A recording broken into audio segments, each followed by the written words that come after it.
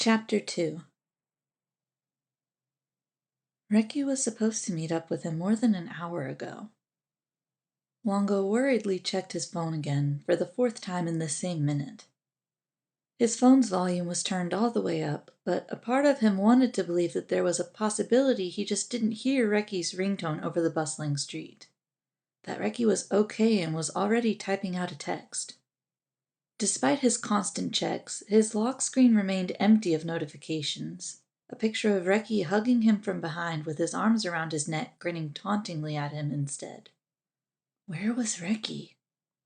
Longa had been pretty excited this morning, always on board with the idea of spending more time than he already did with Reki. But his anticipation was gradually dissipating into anxiety with each passing minute. Did Reki not want to go to the movies with him today? Maybe he really did just want to skate after all. Or did something happen on the way? Did he get distracted by a cool store, or was he walking the elderly across the street again and feeding sickly kittens? He tapped his foot nervously, falling back into his mildly soothing habit of pushing his board back and forth. It did nothing to quell his unease this time. Not when Reki may not have the best time management, but was sensitive enough to text Longa when he was running a little late. It didn't really help that Longa had plucked the courage to send a quick message to Reki's mom. According to her, Reki had left early, excited to come and see him, and that did not ease Longa's nerves in any way. It was also odd that he hadn't replied to any of his texts, all of them asking if he was on the way or if he was all right. He fiddled with his phone. Reki could take care of himself. He knew that, but it didn't stop him from worrying. He felt a little silly worrying too much when he was probably fine, but he couldn't help it. He couldn't ever stop worrying over Reki. A memory of red hair sopping wet and clinging to bruised skin, sluggish movements and clothes dirtied with buried pains that he would never get to witness. The back of his neck itched with something he couldn't scratch at.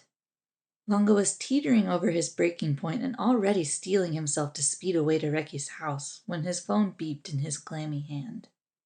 He frantically shoved it in front of his eyes and paled disbelievingly, feeling his hands get all sweaty and his mind coming close to a dangerous blank. Without even trying to calm himself down, he sped away on his board. He had no idea how long he spent searching, but he found Reki a few blocks away from the skate park.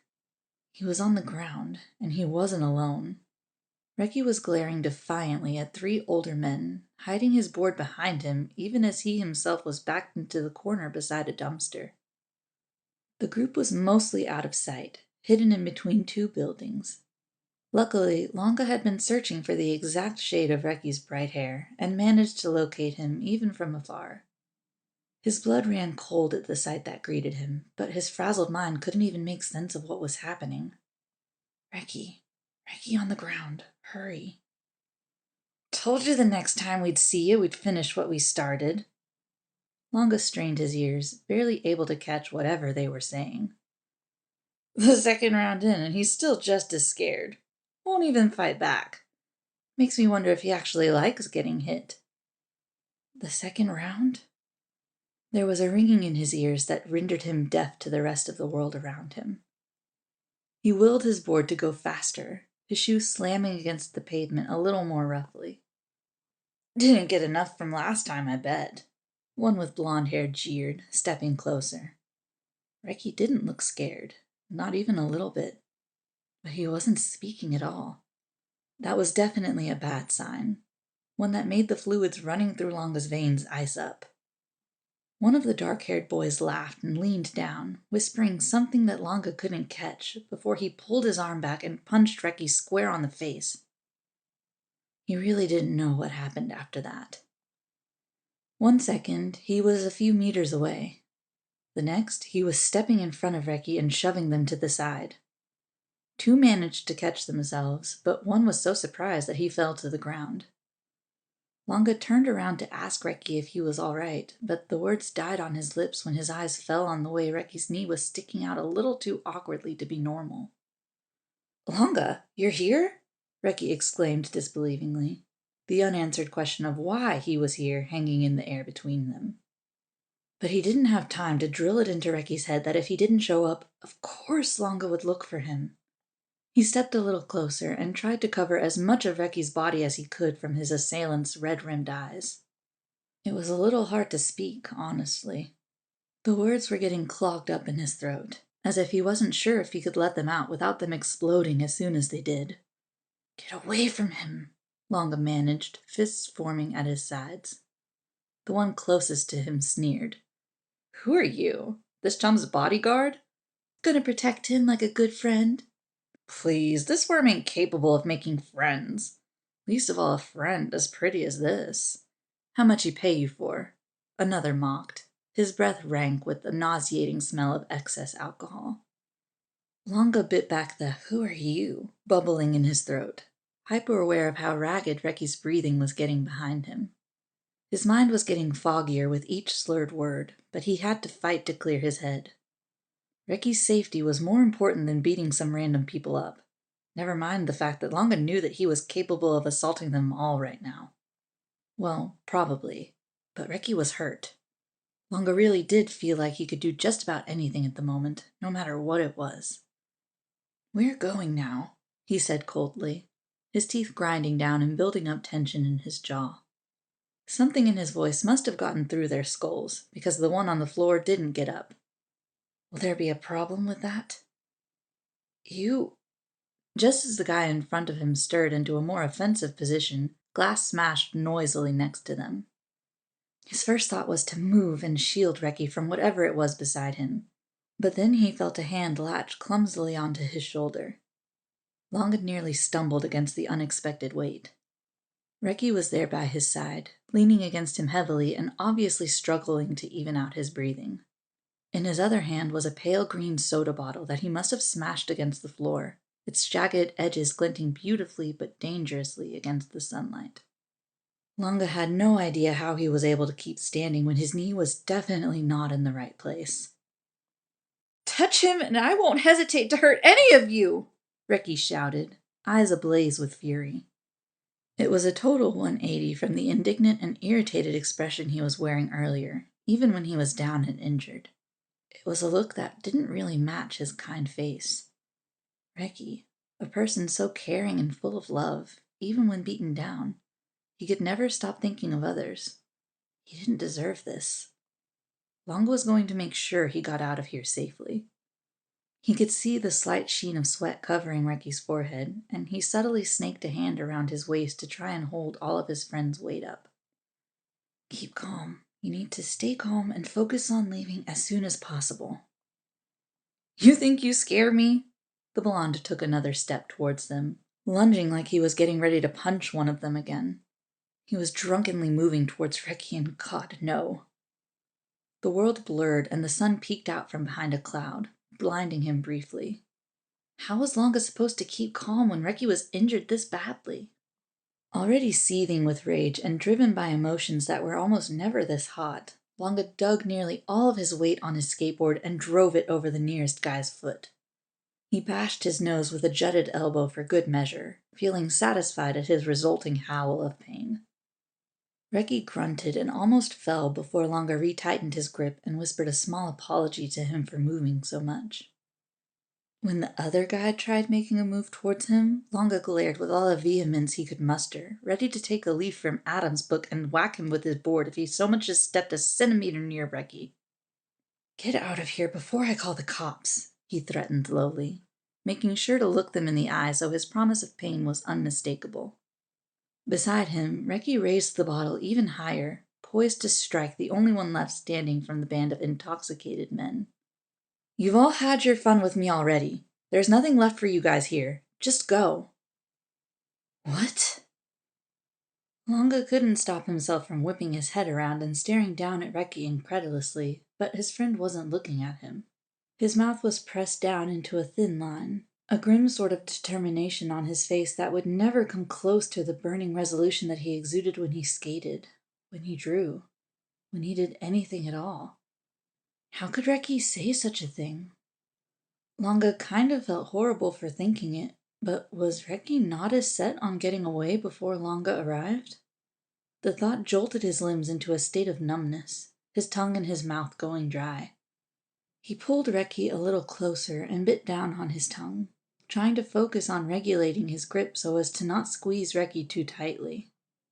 Reluctantly, they muttered to themselves and went, the blonde spitting near Reki before Longa could strike him again. Reki must have felt his anger flare up at that, because he grabbed Longa's shirt by the hem and shook his head, murmuring that it wasn't worth it. He must have been trying for soothing, but it had the opposite effect. His fury crackled at the edges, and he had to fight and rein in the urge to snap at Reki and tell him that his best friend getting injured was plenty enough reason to lose his cool. When the two were sure that they had really left, the glass bottle tumbled down and shattered into pieces as Reki's hand went totally slack. A bit of Longa's anger subsided as a tidal wave of concern flooded him, knowing for a fact that Reki shouldn't have stood up in his state. "How did you know I was in trouble?" Reki asked hoarsely, something blue and purple flowering across the other side of his jaw. Longa much preferred the light pink hue of his blush compared to this. "I got this from you," Longa answered tersely, letting Reki squint at his phone's lock screen for a few seconds before he put it back in his pocket. His brain was working at a higher speed than it had all week, something at the back of his mind registering that Reki was probably about to text him just before he got cornered. "Did you have a plan or something back there?" Longa asked, trying his best to reword the nauseating questions swimming in his head so that neither of them would get hurt. "Why couldn't you have run? Why didn't you text me at the first sign of trouble? Why was the face you were making something that I never want to see again? Do you know how worried I was?" Reki's answering silence was so damning, Longa felt a little bit of his control slip. "Reki, are you all right?" That was a dumb question, since Longa knew both the actual answer and the lie that Reki was about to give him. "Yeah, I'm fine." How was any of this fine? "I didn't know it was already this late, sorry. I was just trying to get out of it in the best way possible, but then I think I dislocated my knee when they pushed me around too much." Longa was about to open his mouth and yell about how those guys were definitely not just pushing him around, but he held his tongue, knowing that it wasn't important right now. "Standing is taking a lot of energy out of you. You better sit back down. I don't think you can walk." "Of course I can walk." Reki tried to prove his point by pushing Longa away, barely managing to stay upright for 2 seconds before he cried out in pain. Longa caught him gingerly just before he slumped into the ground. "Just give me a second to catch my breath." Longa didn't buy it. "Climb on my back. Joe's restaurant is close by," Longa murmured, already facing back and gesturing for Reki to get on. Spluttering, Reki shook his head wildly and flailed his hands. No, no, no, no. I am not going around Okinawa on your back. Besides, it wouldn't work because my knee's busted. Walking is pretty much the better option because I can at least adjust my weight. And I'm not exactly feather light. You're for sure gonna drop me. And more importantly, that's embarrassing as heck." Longa considered it for a moment before he tisked, turning to face Reki as he realized that he was right. Reki's leg was too messed up to be attempting to carry him like that. "I'm calling an ambulance then." "Longa, that is like the worst idea ever." "Actually, the fact that you think going to the hospital is such a bad thing is a lot more concerning," Longa retorted. "I'm calling." "No, for real, dude, you can't do that," Reki yelped, trying to take Longa's phone, but not quite managing to, and instead ended up hissing in pain. Longa narrowed his eyes at him. "Then you'll let me take you to see Lelus." "Yeah, but I can walk, okay?" He sent a hurried message in their group chat, telling them that Reki was in a bad state and that they were heading to see Lelus. Ignoring every other flimsy excuse that Reki tried throwing at him, he passed both of their skateboards into Reki's arms after checking that they weren't as banged up as his legs. Not bothering to wipe the confusion off of Reki's expression, he wrapped an arm tenderly around his back. He guided Reki's bad leg until his ankles were crossed, before sliding another arm behind his good knee and gripping his other thigh firmly as support.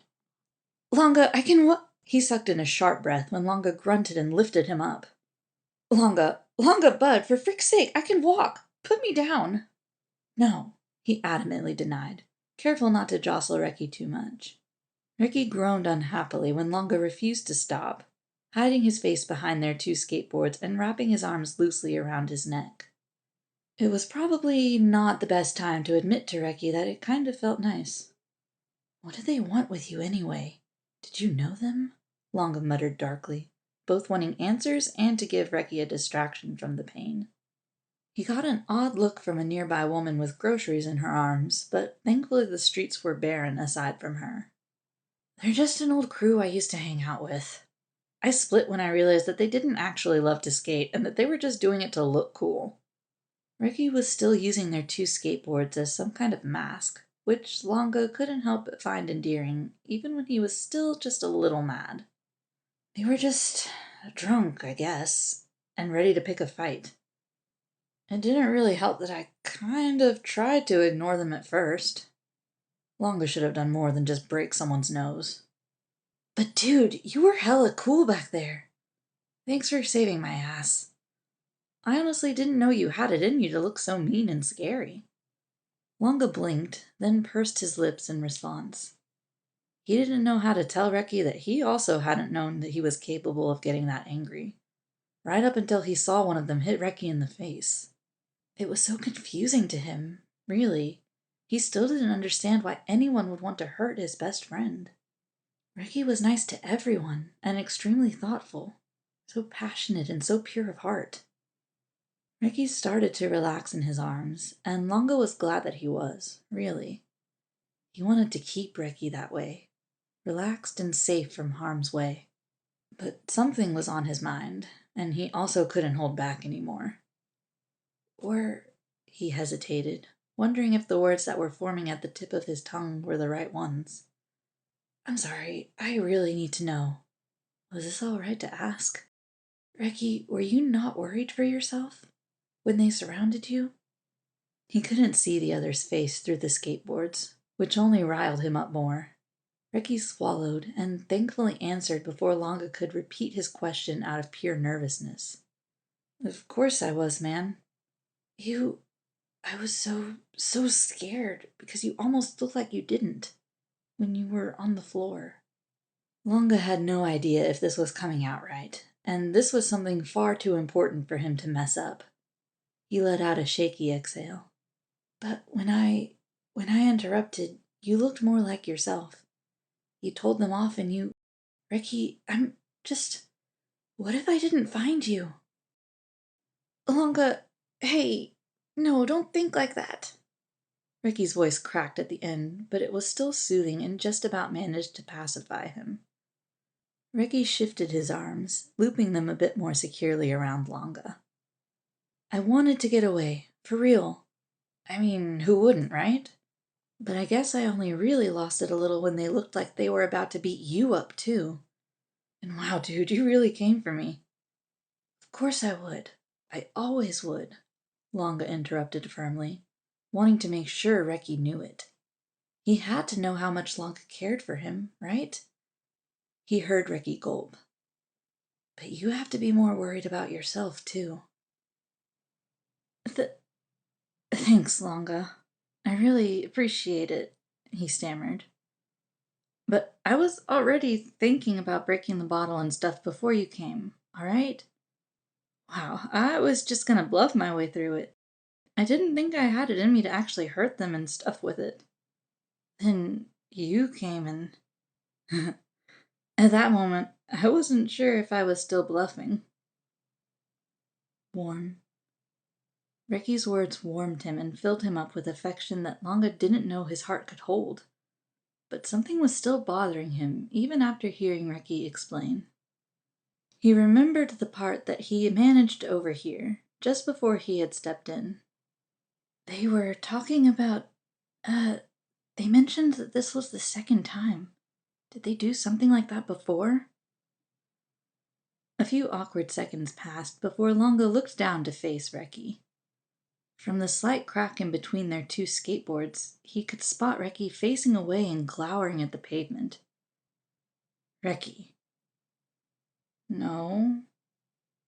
"You're a horrible liar. Try again." "Okay, fine. They might have." Longa's lips twisted in dissatisfaction.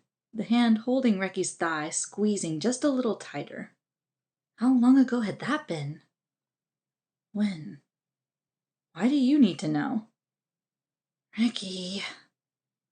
Another few moments of silence passed. Recky turned his head, only to meet Longa's stare from behind their skateboards. Don't make those eyes at me, man, he huffed. Longa didn't let up, his steady pace deliberately consistent so as to not disturb Recky's banged-up body. Fine, I'll tell you already, jeez. They got me around the day Shadow got beat up too. Manager Oka found me and told me that Shadow was in the hospital, so I went there after. Something dropped in the pit of Longa's stomach, the new data not adding up properly in his head. Was Recky telling him that this had happened recently? That it had happened when Longa was already in Japan? He swallowed. If he was talking about Shadow in the hospital, then it was definitely when they weren't talking. And that hurt more than Longa could even begin to describe. Another thing burned at the back of his throat. If Longa didn't find him earlier, would Recky be honest with him? Would he have told Longa what happened after? Would he have let Longa take him to the hospital, or even to see a Lelouch or his apartment? Let him patch up his wounds like Longa wanted to? Afraid of the answer, he shoved that to the back of his head, choosing to focus on something else. Wait, you went to the hospital? It dawned on him gradually that Recky had really been there that day. That it wasn't just him stupidly missing his friend and imagining him by the elevator. Recky blanched. Yeah, I did. Then yeah. So you really did run away from me, Longa whispered, not quite managing to hide the bitterness in his voice. Did you get checked in at least? No. Wait, okay. Recky must have realized he'd said something Longa didn't want to hear, because he started shifting in Longa's hold restlessly. I can explain. I was at the hospital, and then I saw you, and I wasn't ready to see you yet, you know? Then Mia was yelling at me downstairs, and I really wasn't ready for that either. So I ran outside without even checking on Shadow, and then I obviously couldn't go back after, or even calm down or anything, because as soon as I ran out, I got... Mid-rant, Recky clammed up, slapping a hand over his mouth. He averted his eyes and licked his lips, lowering the skateboards from his face. Longa felt dread coil up in his insides. You're hiding something. What is it? I can't tell you, but it's not even a big deal. What were you gonna say? It's all fine now, Longa. There's no need to bring it up. Recky. Longa. Recky. A pause. You're not gonna let this go, are you? Longa just gazed back at him, his stare intense and dripping with concern, which must have been enough of an answer for Recky. Fine, I'll tell you. Don't freak out, okay? I got hit by a car. Longa nearly tripped on the pavement. Recky gasped, the sudden movement jolting his knee. Longa slowed to a stop and murmured apology after apology. He tried to ignore the shaking in his legs and started moving again when Recky let out a sigh of relief. You what now? Fear clutched at him tightly, squeezing his lungs until it hurt to inhale oxygen. It was only Recky's slight whimper of pain that kept him tethered. He adjusted Recky's leg again, gritting his teeth. I know it sounds bad, all right? But it wasn't actually that big of a deal. Where exactly was the part in which it wasn't a big deal? It was just a light tap, but the injuries I got from getting beat up and stuff were, probably worse and too exhausting for my body. So, yeah, I was unconscious for a short bit. Anyway, the guy who hit me was Snake, the same guy who raced Mia and the one who brought me to a love hotel since I got knocked out, which, again, was not that bad, he hastily added, as if that was in any way reassuring coming from him. Adam hit me way worse. Snake tried to buy me off to keep quiet, but he looked after me and made me realize that skating was supposed to be fun and stuff. And that was what happened directly before I made up with you. Yeah. So, Ricky got beaten up, hit by a car, and brought to a love hotel. All of those happened on the same day, just before he and Longa saw each other in the skate park. God, didn't he accidentally crash into Reki that day too? Head still swimming with this information overload, Longa buried his face in his best friend's hair. Reki squirmed a little in his arms. Reki, don't move too much. You're gonna hurt yourself. He didn't mention that Reki was getting heavier and heavier, and gravity was starting to wear him down. He could see Cielulus from where they were. No way he was giving up now. If he couldn't have shared Reki's burden back then, he could at least carry Reki somewhere safe and far, far away from the bastards that did this. We're gonna talk more about this later, alright? But I already told you everything. We're still gonna talk. I can't believe you never told me any of this. He must have failed to keep the hurt away from his voice, because Reki was quick to try and alleviate it, as he always was. Nah, that was all up in my head at the time. Then so many things happened afterward, I kinda just forgot about it, you know? Besides, I didn't die or anything, so I guess it just didn't seem that important to bring up. A pained noise erupted from the back of Longa's throat.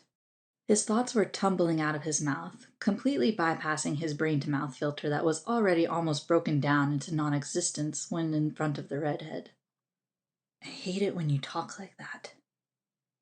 Reki snapped his mouth shut, turning to look at him with wide eyes that were maybe even a little scared. It's important to me. Important to Joe, Cherry, Shadow, and Mia.